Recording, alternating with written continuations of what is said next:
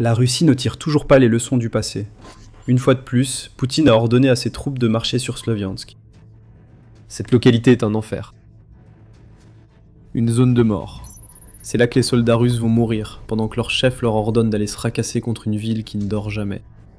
Et cela s'est reproduit. L'Ukraine a tendu le piège. La Russie croyait avoir percé la ligne de front de Sloviansk, mais c'était un piège qui s'est refermé sur elle. L'Ukraine a brisé chaque soldat russe à qui on avait ordonné de foncer droit en enfer. La catastrophe russe à Sloviansk a débuté par une nouvelle offensive. Du 1er au 2 août, la Russie a lancé une série d'opérations offensives en direction de Sloviansk, en s'appuyant fortement sur les avancées qu'elle avait réalisées auparavant, pour former une sorte de saillant en direction de Sloviansk. L'assaut ne semble pas avoir visé la ville. Les cartes de combat montrent que cette offensive a probablement eu lieu à environ 15 km de Sloviansk. Cependant, cette distance compte. La Russie a mis Sloviansk à portée de son artillerie et peut désormais utiliser ses drones FPV pour attaquer la ville et tenter de créer sa propre zone de mort aux abords de la localité. Donc la stratégie russe était simple. S'appuyer sur le saillant qu'elle avait déjà créé et tenter d'avancer à couvert grâce à ses propres drones FPV. Ce saillant, qui est un terme utilisé pour décrire toute position militaire qui s'avance dans le territoire de l'opposition, était la clé de l'assaut russe. Établi dans la région de Kalaniki, il s'avance dans la zone grise autour de Sloviansk, où des unités d'infiltration russes et des unités ukrainiennes ont établi des positions. Nul n'occupe vraiment les zones grises. S'étendant sur plusieurs kilomètres, ces zones sont le théâtre de la plupart des combats, mais ce ne sont pas les affrontements auxquels on pourrait s'attendre. Aucune offensive majeure, ni assaut mécanisé à grande échelle sur la ligne de front. Les unités russes s'infiltrent, tandis que les Ukrainiens effectuent des missions de recherche et destruction. Les drones sont omniprésents. C'est dans l'une de ces zones grises que la Russie avait établi le saillant vers Sloviansk. Ce saillant était un avantage pour la Russie. Cela représentait une brèche dans les lignes de front que la Russie pouvait exploiter. Suivant une route, il leur permettait d'avancer le long d'une bande boisée à l'extérieur de Sloviansk, offrant un bon couvert. Cela simplifie la logistique. La Russie peut rapprocher soldats et fournitures du front avant que les uns comme les autres n'aient à entrer dans les zones grises pour lancer des assauts sur Sloviansk. Depuis le saillant, les infiltrés russes peuvent se répandre dans la zone grise et y établir des têtes de pont suivies par d'autres troupes, élargissant le saillant pour ouvrir un plus grand passage dans les lignes de front. C'est ce que la Russie tentait près de Sloviansk.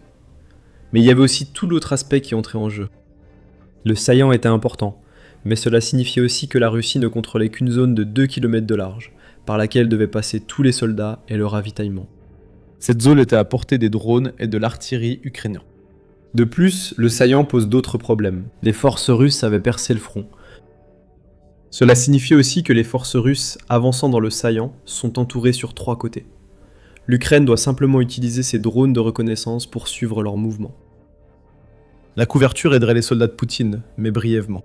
Les yeux dans le ciel surveillaient en permanence, et ils ont repéré la Russie tentant de préparer une attaque sur Sloviansk via ce saillant. L'Ukraine a continué d'observer. Elle a attendu l'occasion parfaite. Puis l'Ukraine a frappé. L'Institut pour l'étude de la guerre, ISW, fournit les informations disponibles. L'Ukraine a lancé une contre-attaque brutale dans la région de Sloviansk, probablement concentrée sur le saillant et sur les forces russes tentant de progresser à partir de cette saillie du front. Cette contre-attaque a eu lieu près de Ryol-Alexandrovka, et sa réalisation a été confirmée par des blogueurs militaires russes, rapporte l'ISW. Cela a conduit à l'échec total de l'offensive de Sloviansk, préparée par les troupes russes. À l'issue de la contre-attaque ukrainienne, la Russie a été repoussée hors de la zone grise, sans avancer et en perdant probablement des unités d'infiltration. L'effort mené dans le saillant a été stoppé, et la Russie a été dévastée. Cet effort était l'un des exemples les plus impressionnants d'avancées russes de ces dernières années. Ici, le terme impressionnant est relatif ici. Néanmoins, les forces russes avaient réussi à avancer d'environ 6 km vers Sloviansk en 2 semaines, ce qui est un rythme d'avancée bien supérieur à tout ce qui s'est passé sur les lignes de front ces derniers mois. Ce n'est pas énorme, aucune avancée russe actuelle ne l'est. Mais c'était suffisant pour créer le potentiel d'une offensive, et la Russie a tenté de concrétiser ce potentiel. L'Ukraine a arrêté les soldats de Poutine, les attirant dans un piège qu'ils avaient conçu, puis a frappé le saillant. La Russie n'a une fois de plus pas tiré la leçon de Sloviansk. Cette localité, ainsi que tout ce qui l'entoure, est un véritable enfer pour les forces russes. Pourtant, elles essaient d'avancer. Poutine exige. Même les tentatives désespérées de la Russie d'utiliser des bombes planantes pour changer la situation à Sloviansk ne fonctionnent pas comme le Kremlin l'espérait. Sur le champ de bataille, l'information, c'est le pouvoir. Mais une bataille reste invisible. Chaque jour, des courtiers en données collectent, regroupent et vendent vos données personnelles sans votre connaissance ni votre consentement. Notre sponsor du jour, Inconi, vous aide à effacer ces données de centaines de bases de données en seulement quelques clics. Vos données personnelles et familiales, comme adresse et téléphone, pourraient être en ligne sans que vous le sachiez. Cela peut entraîner des appels indésirables, des arnaques et des vols d'identité. C'est dangereux pour vous et votre famille. C'est pourquoi j'utilise Inconi. Inconi trouve automatiquement où vos informations personnelles sont exposées et envoie des demandes de suppression en votre nom. Ils ne peuvent pas vous nuire s'ils ne peuvent pas vous trouver. Et avec le forfait illimité, vous pouvez aller encore plus loin. Collez simplement le lien d'un site exposant vos données. Et les experts en confidentialité d'Inconi prendront en charge les suppressions personnalisées. Commencer ne prend que quelques minutes, et après une autorisation unique, Inconi s'occupe du plus gros du travail pour vous. Reprenez le contrôle de votre vie privée dès aujourd'hui. Utilisez notre code spécial pour obtenir 60% de réduction sur n'importe quel abonnement annuel Inconi. Scannez le code QR ou cliquez sur le lien ci-dessous et commencez à supprimer vos informations personnelles du web. Vous savez déjà que l'information, c'est le pouvoir. Utilisez maintenant ce pouvoir pour vous protéger et reprendre le contrôle de votre vie privée avec Inconi. Sloviansk est une cible depuis longtemps. Dès le 30 mars, New Voice of Ukraine indiquait que la grande offensive de printemps de la Russie, censée préparer l'effondrement de Donetsk en 2026, s'était arrêtée aux abords de Sloviansk. La Russie tente d'avancer depuis l'Est, mais se heurte à un véritable mur constitué d'une vaste zone de destruction ukrainienne, remplie de tranchées, de barbelés et d'un approvisionnement apparemment inépuisable de drones. La situation n'a laissé à la Russie qu'une seule option pour mener un assaut sur la zone urbaine de Sloviansk-Kramatorsk. Ce qui devait être un assaut sur cette région venant de tous les côtés s'est transformé en une simple tentative de la Russie de jeter de la chair à canon de sa troisième armée interarmes dans les zones de destruction. Il n'y avait aucune action de soutien sur les flancs.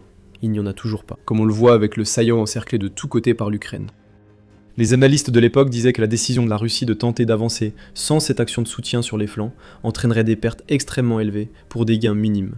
Ces analystes avaient parfaitement raison. Au 1er juillet, le Centre d'études stratégiques et internationales, ou CSIS, avait recueilli suffisamment de données pour mettre en évidence à quel point le rythme d'avancée de la Russie avec cette stratégie avait été pitoyable. Le CSIS a noté que la période entre décembre 2025 et juin 2026 a vu les forces russes avancer de seulement 15 km en direction de Sloviansk, progressant à un rythme quotidien d'environ 90 mètres.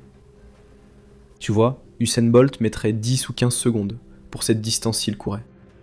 Mais la Russie a mis toute une journée pour avancer d'autant, et cela pendant plus de 6 mois consécutifs. Et même là, les forces russes restaient encore à environ 20 km à l'est de Sloviansk même. À ce rythme d'avancée, il faudrait encore 222 jours à la Russie, rien que pour atteindre la périphérie de la ville. En d'autres termes, ce n'est qu'au début de 2027 que la Russie sera en position de tenter une véritable offensive.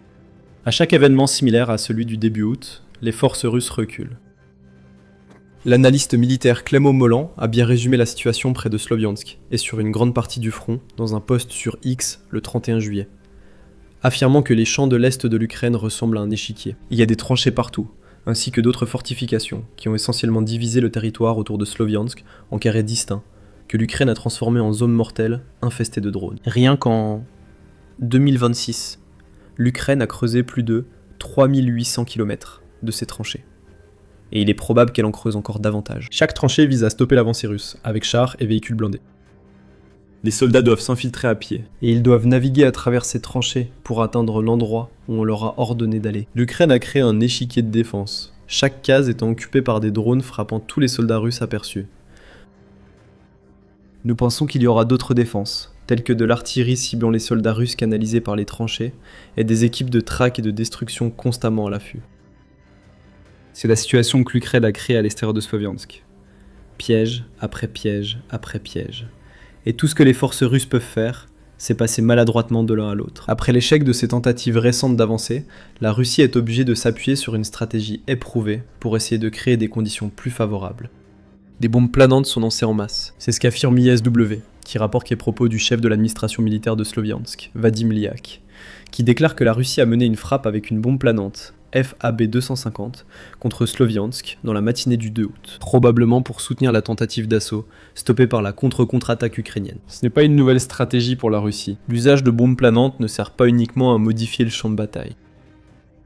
La Russie cherche à semer le chaos avec ses armes, n'hésitant pas à tuer des civils. À peine une semaine avant l'échec de l'assaut russe, RBC Ukraine a rapporté que la Russie avait lancé une série de 3 frappes de bombes planantes contre Sloviansk, en 24 heures, d'ici le 24 juillet, blessant 16 personnes, au passage. Un enfant faisait partie des blessés. C'est l'objectif de Poutine et son armée.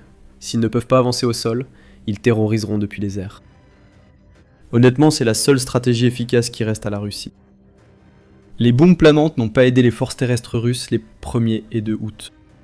L'Ukraine a repoussé ses forces, réduisant le saillant et obligeant la Russie à revoir ses plans. À ce stade, toute attaque contre Sloviansk signifie la mort pour les troupes russes. Alors la question se pose, pourquoi Poutine continue-t-il d'ordonner ses assauts ? Nous allons bientôt révéler la bonne réponse à cette question. Mais avant cela, petit rappel, vous regardez l'émission militaire. Si vous n'êtes pas encore abonné, c'est le moment idéal pour cliquer sur le bouton et activer les notifications afin de ne manquer aucune de nos vidéos. Sloviansk est important pour une raison simple. Elle appartient à la ceinture de forteresse de Donetsk, que la Russie doit détruire pour s'emparer de Donetsk et du Donbass, convoité par Poutine depuis sa campagne d'agression lancée en 2014. Cette ceinture regroupe 4 villes alignées sur 50 km, le long de l'autoroute H20 à Donetsk. Avant que Poutine ne lance son invasion, ces 4 villes comptaient une population totale de 380 000 habitants. Sloviansk étant la plus grande B4, avec une population avant-guerre de 105 000 habitants, rapporte l'ISW. L'Ukraine a passé bien plus d'une décennie à fortifier ces 4 villes, depuis que Poutine a lancé sa campagne d'agression en 2014. Chacune est si bien défendue que conquérir cette ceinture sera bien plus ardu que tous les autres succès stratégiques obtenus par la Russie depuis son avancée initiale de février-mars 2022. La région de la ceinture de forteresse est plus de 7 fois plus vaste que Pokrovsk, que la Russie a mis bien plus d'1 an à capturer, et environ 4 fois plus vaste que Bakhmut, dont la bataille a été l'une des plus sanglantes que nous ayons vues jusqu'à présent dans cette guerre. En outre, Sloviansk a une importance symbolique et stratégique pour la Russie. C'est dans cette ville que Poutine a pu établir sa première tête de pont pro-russe, en 2014, rapporte DW. En 2014, les séparatistes locaux ont brièvement contrôlé Sloviansk, avec l'aide des services de renseignement russes. Pour Poutine, cela fait de Sloviansk la preuve de ses affirmations constantes, selon lesquelles les Russes et les Ukrainiens ne forment qu'un seul peuple, et que l'Ukraine souhaite devenir une partie de la Russie. Le régime de Kiev est dans le seul à l'en empêcher. Prendre Sloviansk reviendrait à achever ce que la Russie a commencé il y a plus de 10 ans. Dans le contexte de la guerre, qui dure depuis 4 ans et demi, cela réfute déjà toutes les revendications symboliques de Poutine. Sloviansk offre également un accès à la route M03.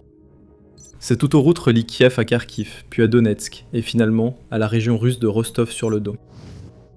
Si la Russie contrôle cette autoroute, elle pourra couper l'accès de l'Ukraine au nord-ouest. Cela isole Sloviansk et empêche l'Ukraine d'utiliser l'autoroute pour envoyer troupes et fournitures à Donetsk. L'Ukraine aurait aussi du mal à faire revuer ses soldats à Donetsk, ce qui permettrait à la Russie de pilonner des forces défensives de plus en plus épuisées. Il est donc logique que la Russie poursuive ses assauts vers Sloviansk, malgré les pertes et le fait d'être souvent piégée en pensant avoir franchi les lignes de front. Le plan russe est simple. D'abord, il s'empare de Liman, que l'agence de presse russe TASS a affirmé avoir été capturée à la fin du mois de juillet. Depuis Liman, la Russie pénètre dans Sloviansk et la traverse, ce qui lui permet ensuite d'attaquer Krematorsk. La Russie dit avoir achevé la première phase de sa stratégie, mais un rapport du 4 août dans Euromaidan Press indique le contraire. Comme souvent lorsque la Russie annonce avoir pris une localité, ce qui semble réellement se passer, c'est que des unités d'infiltration ont pénétré dans la localité, le contrôle total n'étant pas encore assuré. La Russie est encore loin d'être installée à Liman, selon Viktor Troukobov, porte-parole des forces conjointes ukrainiennes. Tant que la Russie ne sera pas installée, toute attaque contre Sloviansk finira comme celle des 1er et 2 août. Parce que la Russie ne dispose pas de le pont d'appui nécessaire pour mener des assauts réussis contre la ville de la ceinture fortifiée. Voici la situation actuelle de la Russie à Sloviansk. Elle continuera de lancer des assauts, mais elle est encore très loin d'atteindre ne serait-ce que les abords de la ville, sans même parler de la capturer. Ceci pourrait être vu comme un microcosme de la situation dans l'ensemble du Donetsk. La situation reste la même, la Russie pousse, mais n'avance pas très loin. La Russie prévoit d'occuper tout le Donetsk d'ici fin 2026. Ce plan est en échec, car ses progrès sont si lents qu'elle atteindra à peine la périphérie de Sloviansk d'ici la fin de l'année, sans parler de prendre le reste des villes de la ceinture fortifiée qui doivent encore tomber. Nous avons souligné combien l'avancée russe vers cette ville a déjà été difficile. À Donetsk et en Ukraine, la situation paraît encore plus grave. Dans son évaluation du 1er août, sur la campagne russe en juillet, l'ISW a noté que la Russie est parvenue à avancer de 37,8 km² en Ukraine, atteignant une moyenne de 1,22 km² par jour. Le groupe de réflexion note que la superficie est inférieure à celle de Manhattan. Bonne nouvelle pour la Russie. En juillet, les forces de Poutine ont enregistré un deuxième mois consécutif de gains territoriaux en Ukraine. Le mois de juin a offert une avancée similaire, mais plus modeste, de 30,02 km², tandis qu'avril et mai réunis ont vu la Russie perdre près de 400 km² de territoire. Donc, la Russie essaye toujours de rattraper les pertes qu'elle a subies plus tôt en 2026. Elle a déjà récupéré près de la moitié de ses pertes d'avril. Ce n'est pas une bonne image pour la nation censée être à l'offensive et déferler sur le Donetsk. Le rythme d'avancée pathétique ressort d'autant plus face aux pertes russes de juillet. Le 3 août, le Kyiv Independent a rapporté que ses pertes s'élevaient à 42 860 soldats, tués ou blessés, ce qui constitue un record absolu, et même plus, pour 2026. Le précédent record avait été atteint en juin, lorsque la Russie avait perdu 39 290 de ses soldats. Cela signifie que la Russie a sacrifié plus de 1130 de ses soldats pour chaque kilomètre-carré occupé durant le mois. La ceinture de forteresse joue clairement son rôle. Comme observé les 1er et 2 août, les défenseurs de Sloviansk sont redoutablement efficaces. Capturer la région de Donetsk d'ici fin 2026 reste un objectif impossible. Cela ne pourrait arriver que si tous les défenseurs de l'Ukraine arrêtaient de se battre en même temps. Vu l'incompétence des soldats russes, rien ne garantit que déposer les armes permettrait à la Russie de prendre la ceinture de forteresse cette année. Les insultes mises à part, le rythme d'avancée que nous avons observé en juin et juillet est tellement lent que l'analyste en renseignement de sources ouvertes Deep State affirme que la Russie ne pourra même pas capturer Donetsk en 2027, encore moins en 2026. Seul si Vladimir Poutine donnait suite aux rumeurs selon lesquelles il se prépare à mobiliser 500 000 soldats russes après les élections à la Douma d'État en septembre, pourrait changer cette prévision désastreuse pour la Russie. C'est la triste position dans laquelle se trouve désormais le dirigeant russe. Il échoue à prendre Donetsk comme annoncé, et pour rendre l'impossible plausible, il devrait faire ce qu'il a maintes fois juré de ne pas faire. Cela n'aide pas les soldats récemment sacrifiés par la Russie près de Sloviansk. On leur a ordonné de foncer en enfer, et c'est exactement ce qu'ils y ont trouvé. La contre-attaque ukrainienne à Sloviansk donne seulement un bref aperçu de la réalité sur la ligne de front russe dans le Donbass. La ligne est sur le point de s'effondrer, tandis que la Russie perd jusqu'à 2 bataillons par jour à cause de l'entêtement de Poutine. L'armée russe échoue à prendre Donetsk. Découvrez la gravité de cet échec dans notre vidéo. Si elle vous a plu, abonnez-vous à l'émission militaire, où nous analysons la réalité de ce qui se passe dans la guerre en Ukraine chaque jour. Et merci de nous avoir regardés.